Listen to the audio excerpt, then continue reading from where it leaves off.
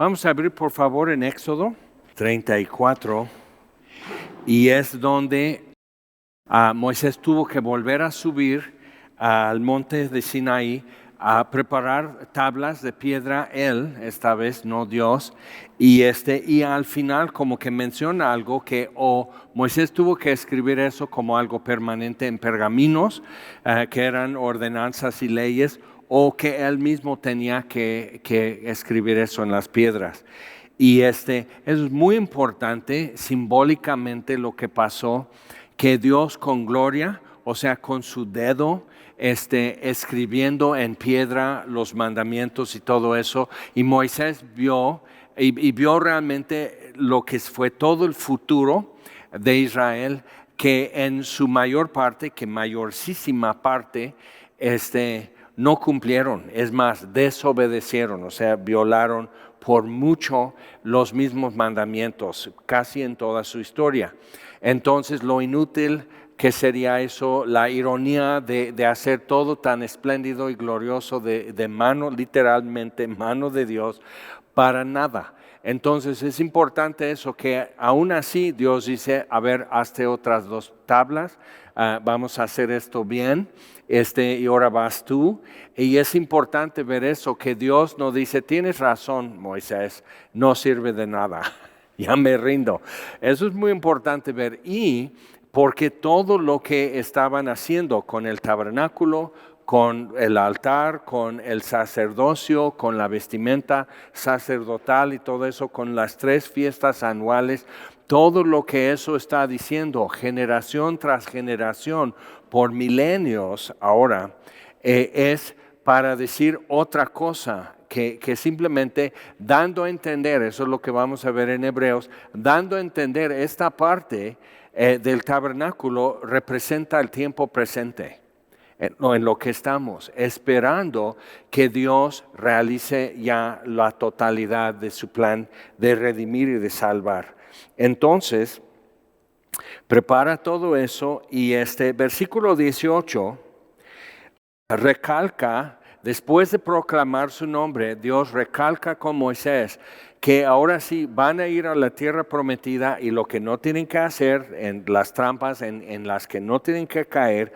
Versículo 18 menciona, además de tabernáculos, que probablemente es realmente el mes en que estaban. El aniversario o la celebración de recibir la ley en Monte Sinaí se celebra junto con la fiesta de tabernáculos, que recuerda las jornadas en el desierto. Entonces, interesante, menciona 3 fiestas anuales, pero aquí solo estos 2. Fiesta de los panes sin levadura, que es la Pascua, pero primero sin levadura, o sea, tienen que sacar todo lo que es pan con levadura de la casa, tienen que limpiar todo eso. Ahora ya es un ritual hacerlo, pero también, y durante una semana seguir comiendo pan sin levadura, recordando su salida de Egipto, que no dio tiempo para que la masa pudiera reposar, o sea, pan reposado, y dejarlo leudar naturalmente. Entonces 7 días comerás pan sin levadura, según te he mandado, en el tiempo señalado del mes de Abib, porque en el mes de Abib saliste de Egipto. Entonces es el primer mes en el calendario religioso, con la Pascua. Es la redención en su principio. Pero es interesante, hoy cuentan como el comienzo del año es tabernáculos, empezando con Yom Kippur, el día de expiación. Entonces, ¿qué es eso? Porque tienen la idea de que como ya no hay altar, no hay sacrificios, no hay ofrenda por el pecado, entonces todos morimos en nuestros pecados, no hay forma, el acceso está cerrado hacia Dios. Entonces algún rabino vio que lo que dice en 1 de Samuel, que obedecer es mejor que sacrificio, por eso el exceso, que nunca en su historia, pero a partir de la destrucción de Jerusalén en el año 70, entonces el exceso de énfasis en obedecer. ¿ok? Hacerlo, pero minuciosamente. Entonces, menciona aquí cómo celebrar el día de reposo. Es interesante cómo han expandido eso. Por ejemplo, todas las leyes sobre dieta, cómo lo han expandido. Cuando de repente ahora ya existe poliéster, ya hay suéter de acrílico y todo eso, y no hay que mezclar fibras, ¿qué haces si eres ortodoxo? Entonces tienes que leer todas las etiquetas. Tú y yo nomás decimos, mira, es no planchar, o sea, tiene un poco de poliéster tu camisa, ya no hay que plancharlo. Eso, nosotros decimos, eso está bien, es una ayuda para mí, pero eso, entonces, Rabí, son fibras mezcladas porque no tenían que mezclar algodón con lana. Entonces, y reglas así y se ve en la interpretación que dan hoy que perdieron por mucho de entender a qué va esto, por qué el mandamiento. Menciona aquí algo que de vez en cuando aparece en los mandamientos, sale flotando y otra vez se pega ahí como mosca para molestar, porque ¿por qué lo menciona? Ok, entonces tienen que hacer esto. Luego, versículo 19, todo primer nacido mío es, el primogénito, por la muerte de los primogénitos en Egipto. Y de tu ganado todo primogénito de vaca o de oveja que sea macho. Pero redimirás con cordero el primogénito del asno, porque no puedes ofrecer asno. Si no lo redimieres, quebrarás su cerviz. Interesante. Entonces, existe con eso que siempre con las primicias de sus cosechas y con los primogénitos de su ganado, están teniendo que arriesgarse. Y si no lo hago, no pasa nada. Y por generaciones no lo hicieron. O sea, todo el mandamiento está chido, pero no lo hicieron. Y entonces imagínate cuántos siglos están pasando. No respetaron las fiestas anuales, no las celebraron. Puedes estar leyendo con Ezequías, con el rey Josías, que nunca celebraron. Cuando lees en la vida de David, no hay ni siquiera una mención de Pascua, de tabernáculos o Pentecostés, la fiesta de las primicias. Eso es algo que hicieron con Nehemías y Esdras regresando de su exilio en Babilonia. Entonces piensa eso, cuando ves los siglos que tuvieron que pasar, con una destrucción, con una derrota tras otra, con pestilencias, con guerras y todo eso, y una nueva generación se queda así. Ajá, ¿y si no quiero? Y otra vez a mojarse los pies en la derrota, en la humillación y todo eso. Entonces, importante ver eso, que como no entendieron, y hay muchas cosas que tenemos que hacerlo para entender el por qué, pero no lo hicieron, entonces no entendieron el por qué. Entonces, 6 días, versículo 21, tenías que redimir todo primogénito de tus hijos, tenías que pensar en eso. Y eso es generación con generación y estar pensando, ¿por qué? Para no olvidar lo que Dios ha hecho, lo que hace rato vimos en el Salmo 103 y estar viendo esto. Ahora entonces Dios contempla a la humanidad y ve esto, ve lo frágil, lo olvidadizo, lo ensimismado, que somos polvo, que estamos desconectados, que nos cuesta mantener un enfoque, tenemos como déficit de atención con Dios y simplemente no, o sea, podemos estar en una meditación a todo dar y dices, ese perro está bonito. Nada que ver con lo que era tu meditación y tu devocional. O sea, así somos. Entonces, y pasa en corto y pasa en largo eso. Y Dios lo sabe. Y no se ha desesperado. Y sigue pisando nuestros talones, ¿ok? Necesitamos ver eso, que Dios dice, ajá, así es la humanidad. Y luego Dios se hace hombre. Y eso es como para estar pensando, ¿en serio? O sea, ¿qué necesidad? Ninguna necesidad de hacerse uno de nosotros para redimirnos, pero lo está haciendo bien. Ahora, si hubieran puesto en práctica todo lo que Dios dijo, cuando viniera Jesús, estarían así.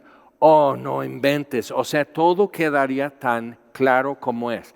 Ahora, ¿no te ha pasado cuando usas, por ejemplo, un GPS como Waze o Google Maps o algo así? Entonces vas así manejando, poniendo atención, quizás otra persona o aquí tienes tu celular y se ve así como va el camino y hay un triángulo que eres tú y entonces vas en el camino y luego vas así y luego la voz dice, en 300 metros gire a la derecha.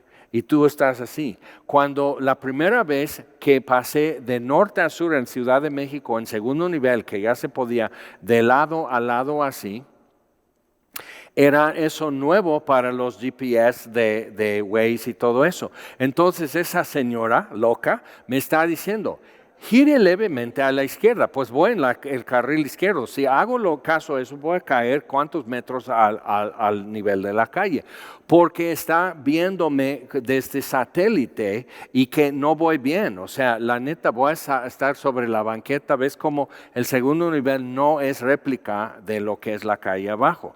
Entonces, pero si sigues todo y todo va bien, Waze te abandona, Dios no es Waze, o sea, porque Waze no me obedeces, no haces caso y simplemente así, ¡turun! Y ahí te cuelga y ahí te deja y a ver qué haces tú. Pero Google Maps entonces recalcula y te regresa al lugar que tienes que estar o busca un camino, es más largo, nunca es un atajo, entonces es un camino más largo pero te lleva a donde tendrías que estar. Entonces es importante porque toda la historia de Israel ha sido así. Que entonces todo el exilio en Babilonia, 70 años, y la dispersión y la pérdida de su gloria y orgullo, el templo en Jerusalén, todo lo que eso es, y no perder su identidad, porque Dios no perdió a Israel en todas sus desviaciones y no haciendo caso, y dice gire a la derecha y siguen derecho, entonces recalcula para meterles a su camino y así. Año con año, generación tras generación, Dios haciendo eso. Entonces tenemos que ver desde ahí cómo está la cosa. Pero cuando ya llegas, ¿qué te dice? Tu destino está a la derecha. ¿Ok? Ya llegaste. Y entonces ves, mira, es cierto. Entonces a mí me pasó una vez que estaba equivocado la ubicación que daban. O sea, dieron la ubicación no desde el lugar, era para ir a casar a una pareja. Entonces no pude llegar y ahí estoy. O sea, solo entrando a la calle, desde ahí mandaron la ubicación. Entonces llego así, ya llegaste a tu destino. Hasta literal, bajé del coche a empezar a caminar en la calle, alguien pasó y me vio de traje y todo eso. Usted a la boda de mi sobrina, ¿verdad? A ver, sígame, esa es aquí adelante. Y aún así necesitas que el ángel Gabriel diga, a ver, pastorcitos de Belén, vayan a Belén y busquen al niño. O sea, sí va a haber forma de hacer la conexión porque Dios se encarga. Entonces tenemos que ver eso. Entonces tienen que hacer todo esto, versículo 21, 6 días trabajarás, mas en el séptimo día descansarás, aún en la arada y en la siega descansarás. Entonces se hizo toda una secta, los adventistas, acerca de observar el séptimo día.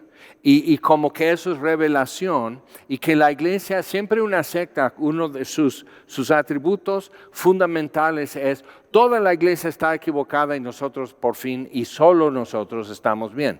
Testigos de Jehová, mormones, por ejemplo, o sea, todos los demás están errados y normalmente hay una revelación aparte de la Biblia, ¿ok?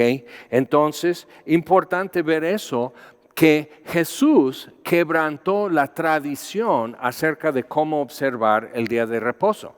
Cuando sus discípulos iban arrancando espigas de trigo, era el tiempo de cosecha, entonces arrancando espigas de trigo en el día de reposo porque no tuvieron tiempo para comer, en lo que ya regresaban a la sinagoga y les critican y dicen, ¿No habéis leído, que es una pregunta frecuente de Jesús? ¿No habéis leído? ¿Nunca leyeron ustedes? O sea, que citan a los intérpretes de la ley, mas no la ley. Ok, eso es importante porque puedes ir a Acapulco, al Marriott, por ejemplo, no, perdón, el Hyatt, que está en la parte original, por decir, el malecón y todo eso, y tiene una sinagoga, ¿ok?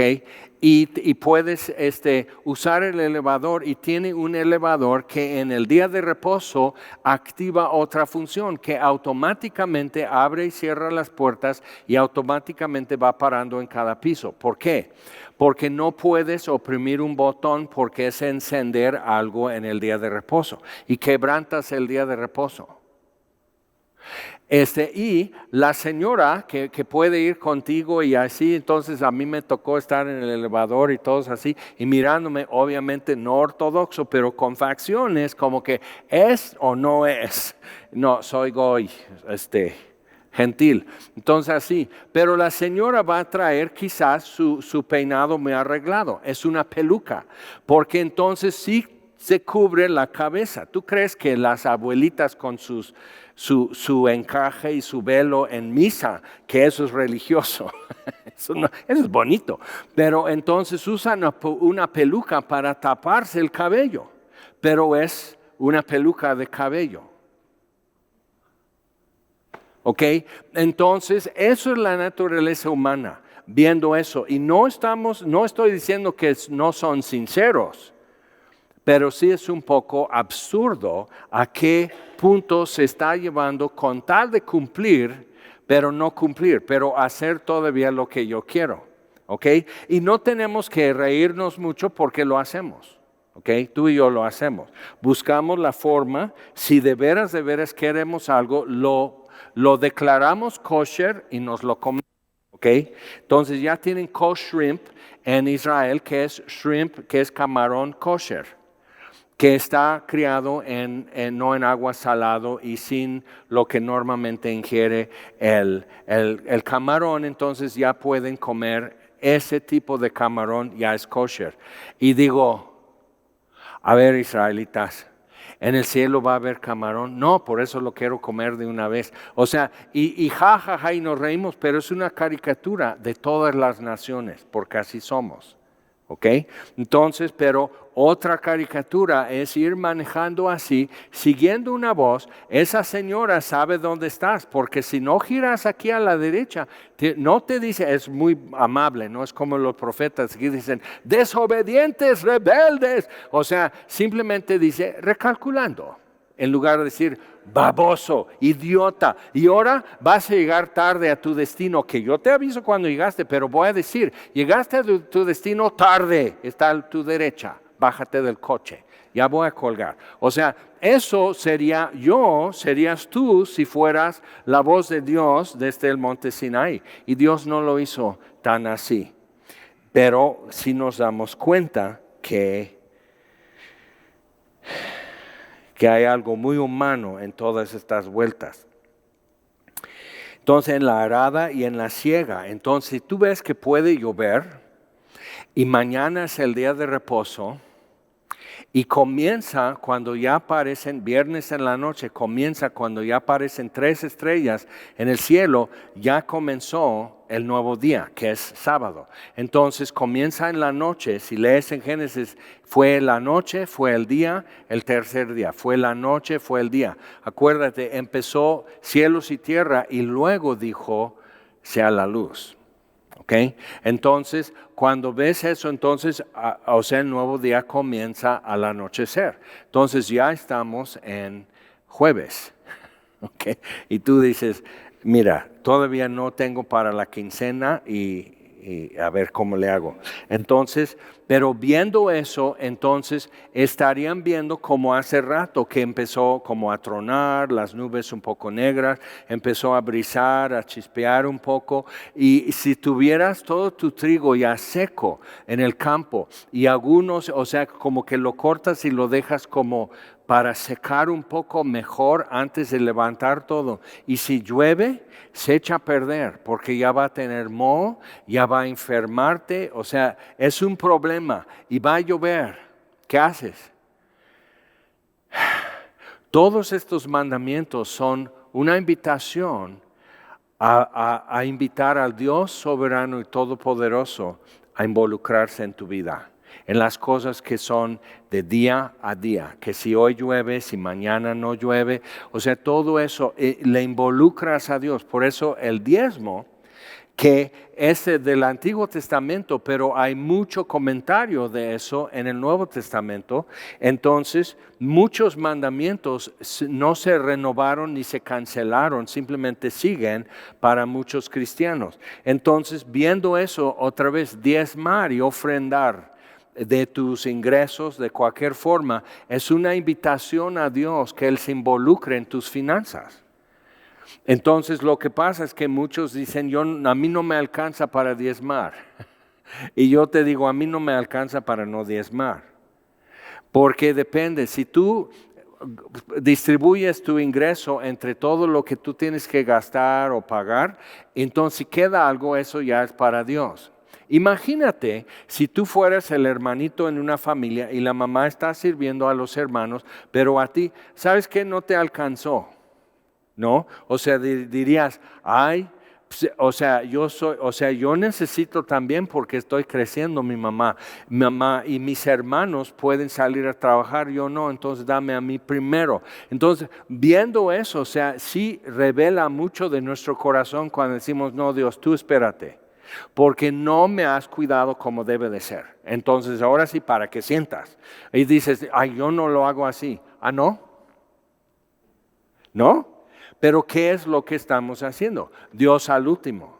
Entonces, cuando tomas un diezmo, la 10ª parte, desde el inicio y el 90% es lo que realmente te queda, es sorprendente cómo Dios lo hace alcanzar. Involúcrale, o sea, invítale que Él tome parte en tus finanzas.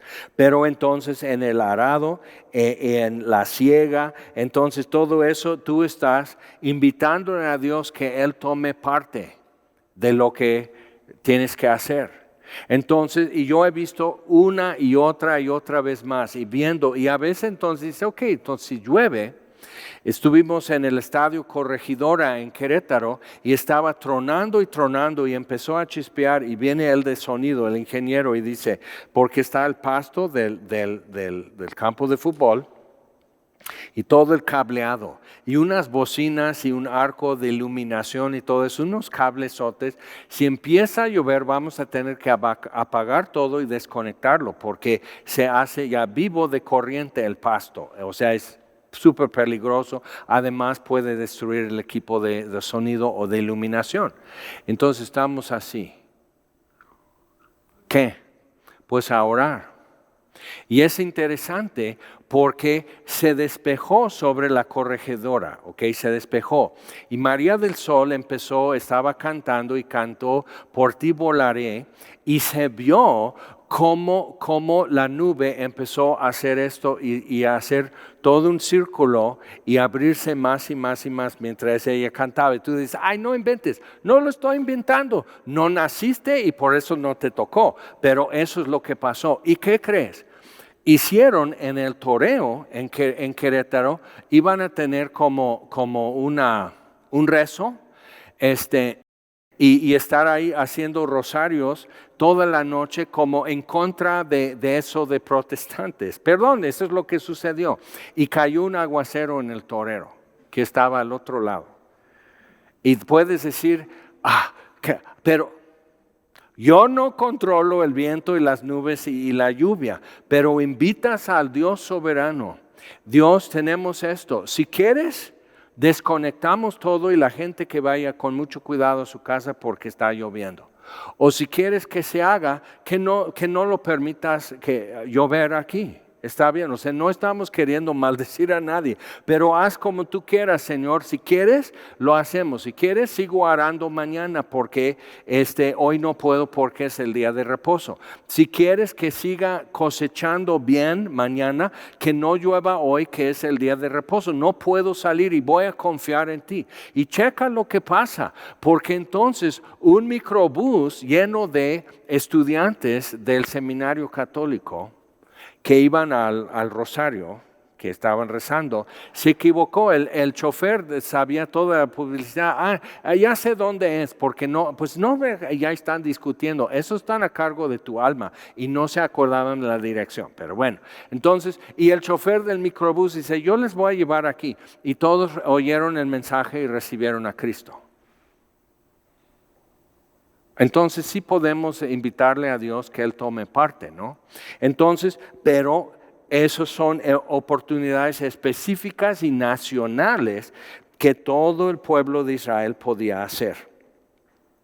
Entonces, versículo 22, también celebrarás la fiesta de las semanas, de las primicias de la siega del trigo y la fiesta de la cosecha a la salida del año. Entonces, Pentecostés.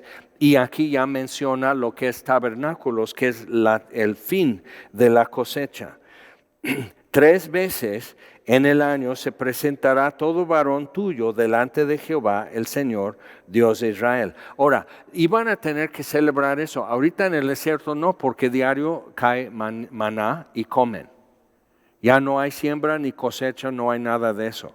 Entonces, o sea, viendo eso, Dios dice, pero van a tener que integrarse entre las naciones y mostrar a todas las naciones quién es el Dios de Israel. Pero lo mantenían a un lado ya que entraron a la tierra prometida. No le invitaron a tomar parte realmente en su día a día.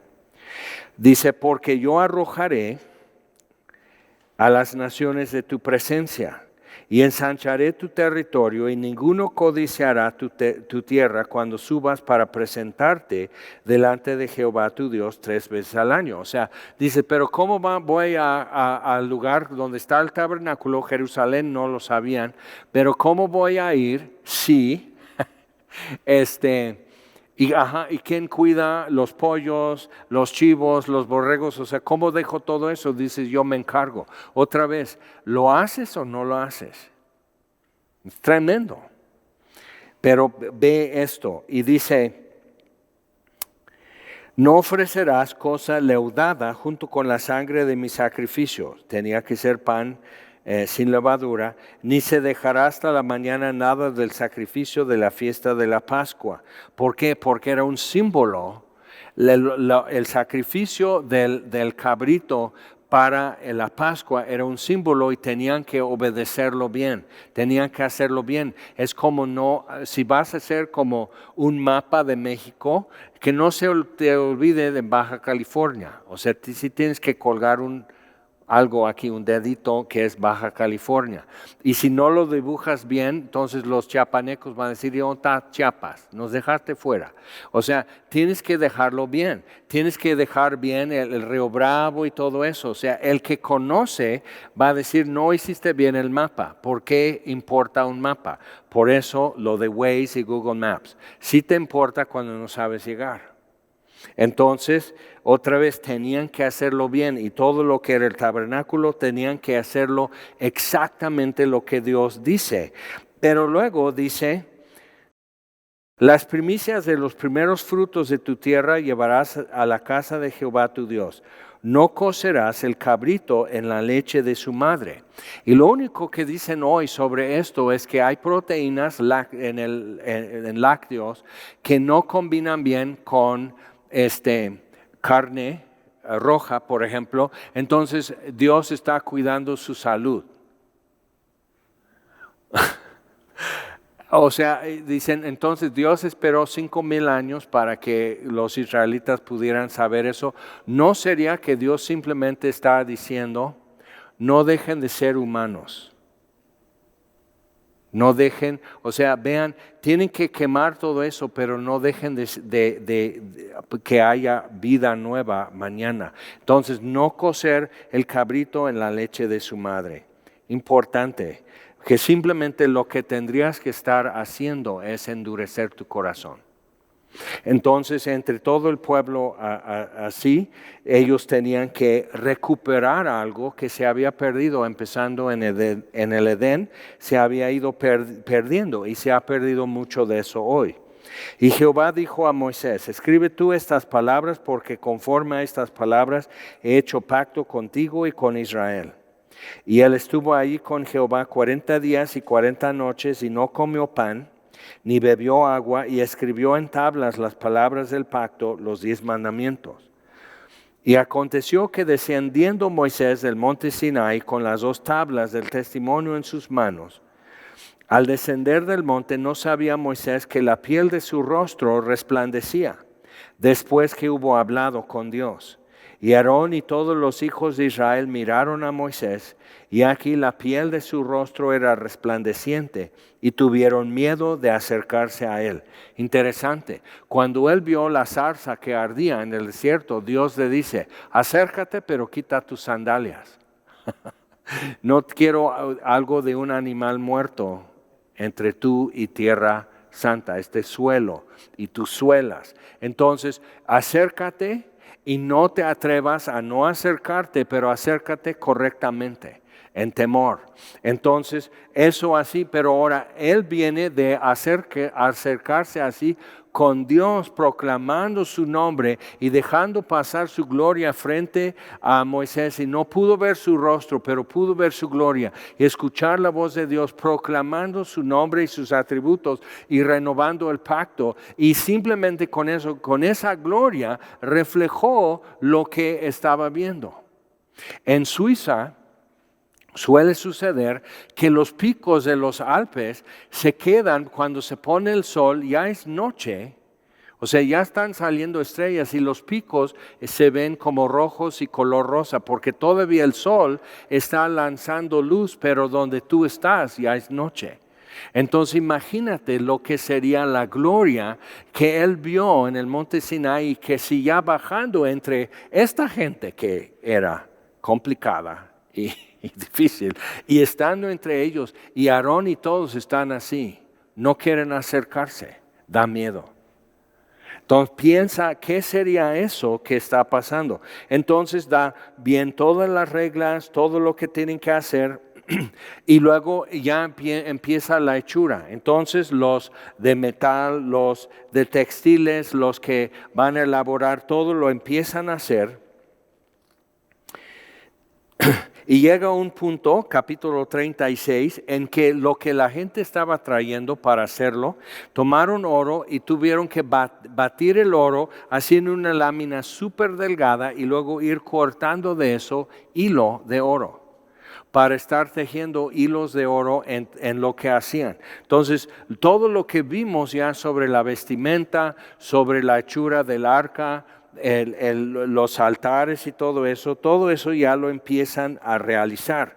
Pero entonces, versículo 6, capítulo 36, Moisés mandó pregonar por el campamento diciendo, ningún hombre ni mujer haga más para la ofrenda del santuario. Así se le impidió al pueblo ofrecer más, pues tenían material abundante para hacer toda la obra y sobraba.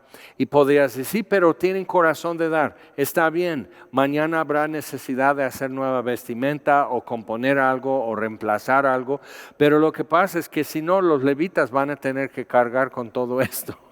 Y van caminando por el desierto. Entonces, por razones prácticas, pero también cuando Dios le dice a Moisés, estos hombres son los que te van a ayudar, saben de cómo poner joyas en el oro, saben cómo son orfebres, trabajan plata, trabajan bronce, saben mezclar así y sacar el bronce con eso, saben tejer, saben, o sea, y te van a poder entender exactamente lo que tú dices.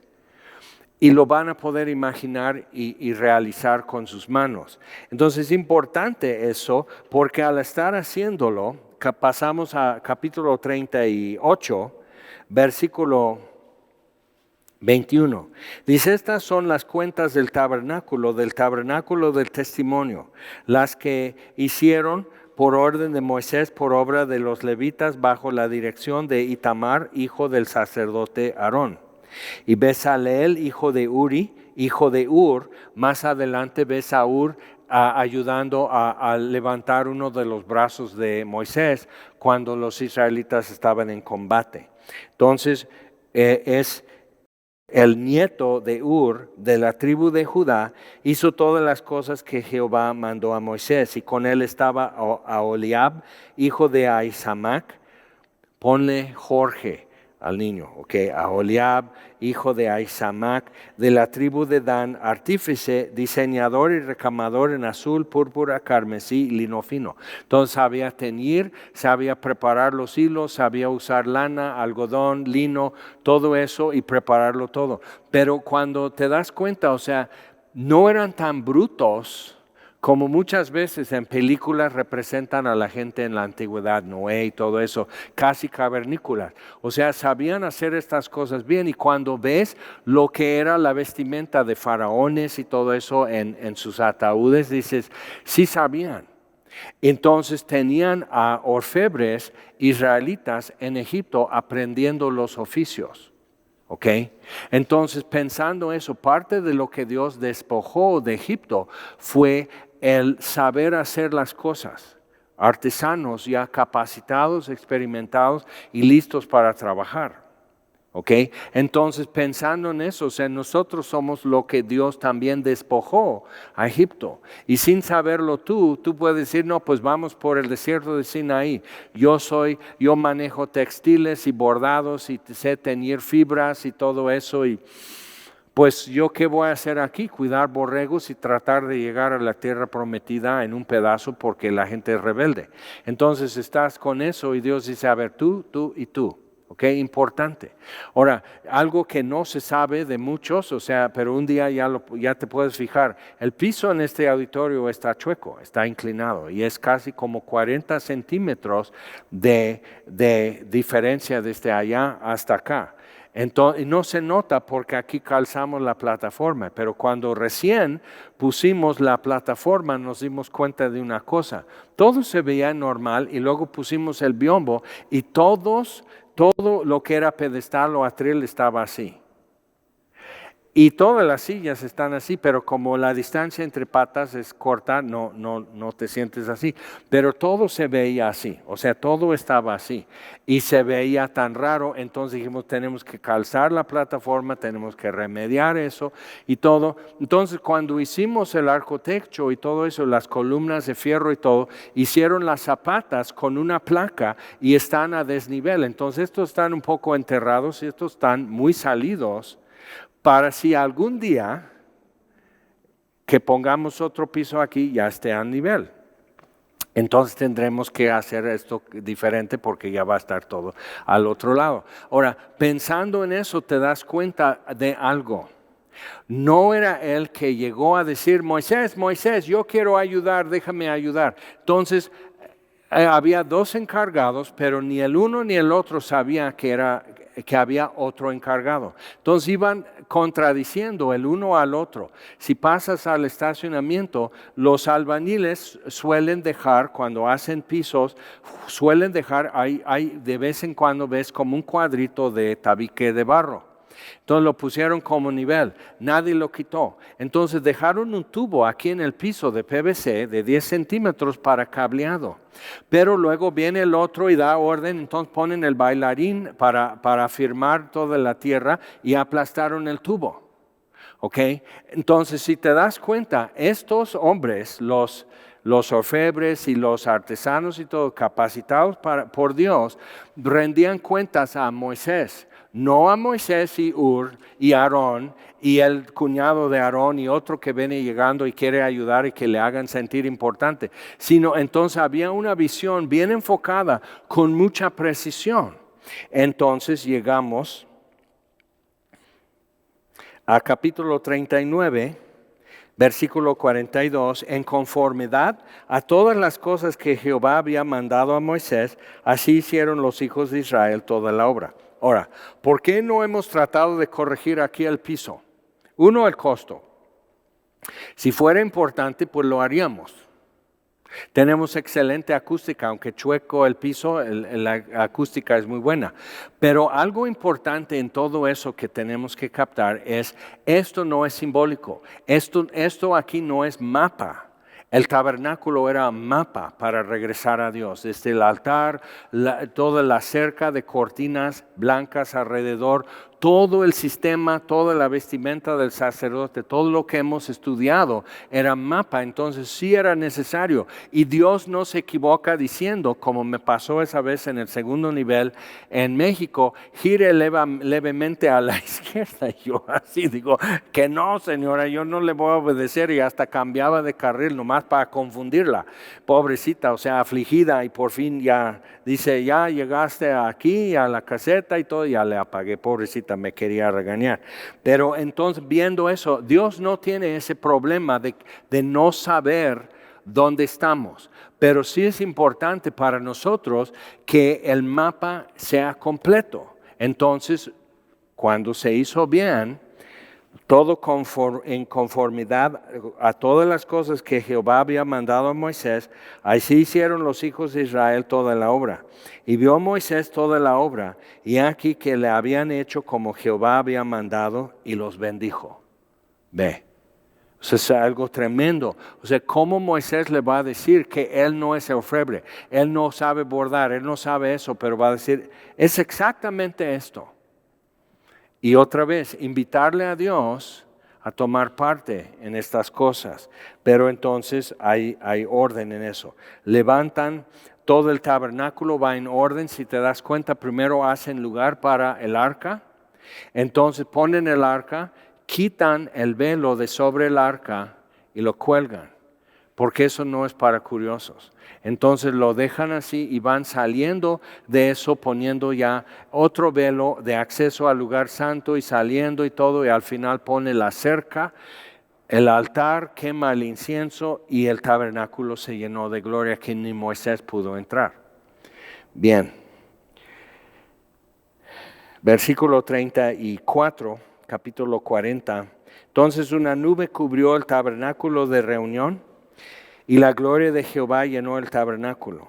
Y no podía Moisés entrar en el tabernáculo de reunión porque la nube estaba sobre él, y la gloria de Jehová lo llenaba. Cuando la nube se alzaba del tabernáculo, los hijos de Israel se movían en todas sus jornadas. Pero si la nube no se alzaba, no se movían hasta el día en que ella se alzaba. Entonces podían decir, mira, a mí me tocó porque tenían sus lugares según sus tribus. Y puede decir, mira, por la soberanía de Dios, a mí me tocó porque soy de la tribu de, vamos a decir, Zabulón, me tocó así y son muchas piedritas. Y no hay donde realmente poner mi tienda y no estar durmiendo. O sea, estoy viendo así, no he dormido bien. Y estás esperando que se levante la nube. Podría quedarse un año en este lugar o podrían quedarse un día. Y Dios lo variaba y podemos decir, entonces así de caprichudo, no. Él sabe los recursos en ciertas temporadas, es un desierto, no va a haber dónde llevan a pastar a su ganado. Él sabe todo eso. Entonces tenían que poner su atención en eso y no estar diciendo, ¿y si México gana a Arabia Saudita? ¿Ves toda la aprensión y angustia y todo eso? Viendo la nube ya sabían qué hacer. Pero mañana, al amanecer, todos aprenden a ver qué está haciendo Dios. Primero ante todo, para saber si voy a poner frijoles, porque si se está alzando la nube, pues mejor así, cómete un tentempié, no pongas a hervir los frijoles porque tenemos que irnos. Entonces ve cómo Dios estaba dominando la escena para ellos en su día a día, pero tenían que querer que tomara parte. Pero si la nube no se alzaba, no se movían hasta el día en que se alzaba, porque la nube de Jehová estaba de día sobre el tabernáculo y el fuego estaba de noche sobre él, a vista de toda la casa de Israel en todas sus jornadas. Y así termina, ¡pum! Fin de Éxodo. Y por eso otra vez, así como termina, o sea, no como con un resumen y esto y pasando el micrófono a Levítico o algo así, sino ¡pum! Así. Ya terminó, eso es Éxodo, señores. Y que eso es parte de las razones que sigo creyendo la Biblia, es que no está escrito para entretenimiento, no está escrito para que derives de ahí que son leyendas o fábulas, es tan así como un recetario para saber hacer platillos, es tan así como un manual mecánico, o sea, te dice algo así y de repente salen todos los salmos con su poesía. Entonces tenemos que ver como que es la palabra de Dios y Dios simplemente, eso es todo, eso es Éxodo. Vamos a orar. Señor, te damos gracias por tu palabra y gracias porque así, tan así como termina el Éxodo, se levanta la nube y tenemos que enrollar todo y íbamos a hacer un asado con los vecinos hoy, pero siempre no, a ver dónde paramos y en cuál será la vista. Y demás, Señor. Y ellos tenían un privilegio que ninguna nación en la tierra ha tenido. Y durante toda una generación tenían que acostumbrarse a vivir así. Y nosotros somos en muchos casos el primero en nuestro linaje que ha escogido tus caminos. Y te pido, Señor, por aquellos sobre todo que es la primera generación que va a caminar contigo, Señor, que haya eso en su diario vivir de asomarse primero y luego en la noche despertar y ver que ahí está y sigue y Dios sigue ahí. Entonces donde Él vaya es donde vamos a ir y comiendo el maná, pero alistándose con todo lo necesario para estar rodeado de las naciones y poder mostrarles quién es el Dios de Israel. Pedimos por nosotros, Señor. Porque si no lo hacemos nosotros, ¿quién lo va a hacer? Si no lo anunciamos nosotros, ¿quién lo va a anunciar? Y te damos gracias porque también ningún pueblo entre las naciones y las tribus y las lenguas y los linajes, y aquí estamos todos reunidos, nadie ha tenido más privilegio que los que tú decides habitar en nosotros como tu tabernáculo. Y ahí reposa la gloria. Es tremendo eso, Señor. Te damos gracias. Pedimos, Señor, que así como ellos lo implementaron, aunque no lo siguieron, nosotros podamos captar eso y llevar la textura y el color y los materiales y todo lo que está señalando y encontrar a Cristo, el Cordero de Dios, frente a nosotros. Y la gloria sea tuya en ese momento, Señor. Te lo pedimos en el nombre de Jesús. Amén. Señor les bendiga.